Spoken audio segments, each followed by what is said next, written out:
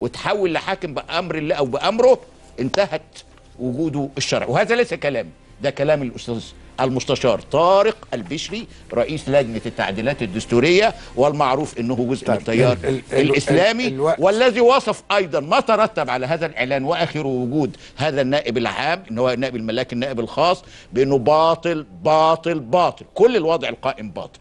الشيء الجوهري كمان اللي أنا عاوز أشير إليه عشان ما نقعدش نكرره لأنه بيتكرر في كل البرامج، يا اخوانا فلقتوا دماغنا بحكايه تقسيم البلد لتيارات اسلاميه وتيارات ليبراليه. الاسلام والشريعه ليس موضوعان للاستفتاء عليهما بين المصريين. ده كلام بره النقاش. في تيارات، تيار اليمين الديني، تيار اليمين الليبرالي، في تيار يساري، في تيار قومي باختلاف الاوزان.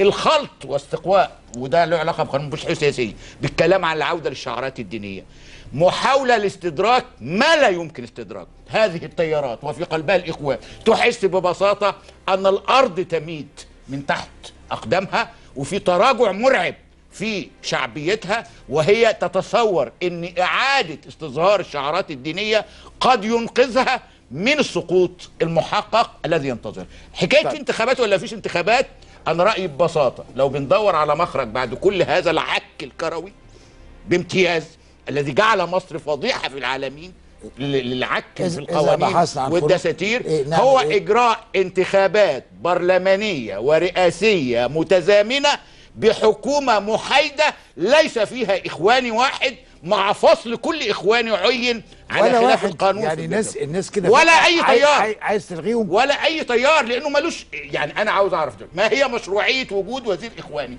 دور لي على مشروعية. انا ما بتكلمش انا على الشرعيه. وايه مشروعيه وجود وزير؟ مش عاوز وزير من تيار تاني، انا بتكلم عن حكومه محايده تكنوقراط. هاخد وهذا الكلام ببساطه لو فضل مرسي نتكلم عن الحكومه المحايده، عمرك ما هتلاقي حكومه ترضي جميع الاطراف ولا حد يقول عليها محايده. يا دكتور هشام انا بس عاوز بيوجه لي السؤال الوقت. طب جمله واحده قبل هشام، جمله واحده. انا عاوز اقول ببساطه شديده جدا، احنا في وضع حرج جدا. كل يوم يظل فيه السيد مرسي، معناه أن هذا البلد بلا سلطة. السيد مرسي رجل يشبه الفراغ. جماعة الإخوان بتتعلم الحلاقة في رؤوس اليتامى. ده معناه في بلد منهك اقتصاديا واجتماعيا أن تستمر حوادث القتل.